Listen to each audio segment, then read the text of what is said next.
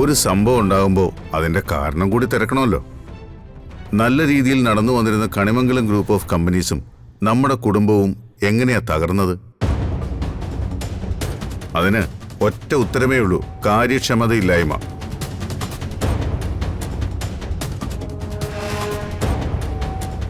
ഏട്ടാ, സത്യം പറഞ്ഞ നിങ്ങൾ കബളിപ്പിക്കപ്പെടുകയായിരുന്നു. ഈ കുടുംബത്തിന്റെ സർവനാശത്തിന് കാരണമായത് ദേ ഇവനാ, ഈ നിൽക്കുന്ന വരുൺ.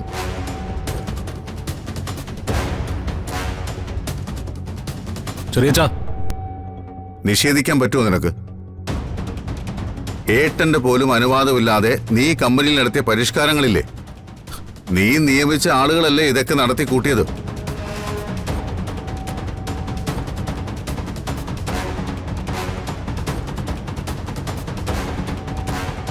അവിടം കൊണ്ടും തീർന്നില്ല. കുടുംബവും കമ്പനിയും ജപ്തി ഭീഷണി നേരിടുമ്പോൾ ശ്യാമ മാഡം വരുന്നു, സകല ബാധ്യതകളും അവർ തീർക്കുമെന്ന് പറയുന്നു. എന്നിട്ട് എന്ത് സംഭവിച്ചു? മകളുടെ പേരിൽ എല്ലാം രജിസ്റ്റർ ചെയ്ത് കൊടുക്കാമെന്ന് പറയുന്ന ദിവസം അവരെ കാണാനില്ല.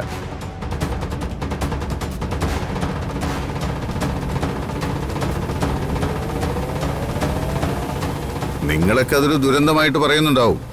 പക്ഷേ ഞാൻ പറയുന്നു, അത് കരുതിക്കൂട്ടി ചെയ്ത് മാറി നിൽക്കലാണെന്ന്.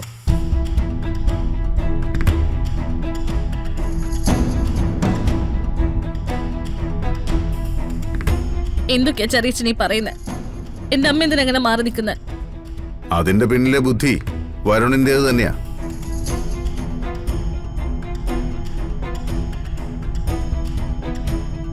കൈവശം വരാൻ പോകുന്ന കോടാനുകോടി കണിമംഗലത്തിന് വേണ്ടി ചെലവഴിക്കാൻ പാടില്ല എന്ന ഇവന്റെ ബുദ്ധി.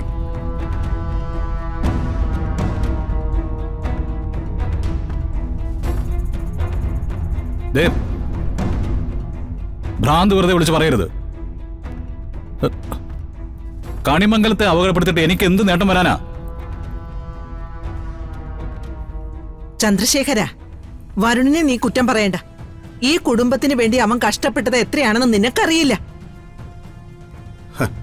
കഷ്ടപ്പെട്ടെങ്കിൽ അതിന്റെ ഫലം കാണണ്ടേ അമ്മേ? പകരം കഷ്ടപ്പെട്ട് നേടി എന്ന് വിശ്വസിപ്പിച്ചു. അതിവന്റെ മിടുക്ക്.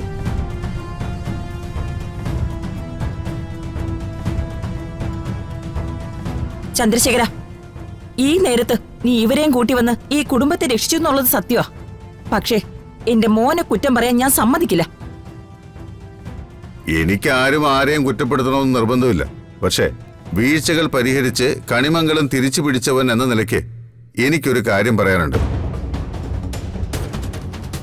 എല്ലാവർക്കും തിരിച്ച് കണിമംഗലത്തേക്ക് കയറാം. ആ കൂട്ടത്തിൽ ഈ രണ്ടു പേരും ഉണ്ടാകാൻ പാടില്ല: വരുണും രാധികയും.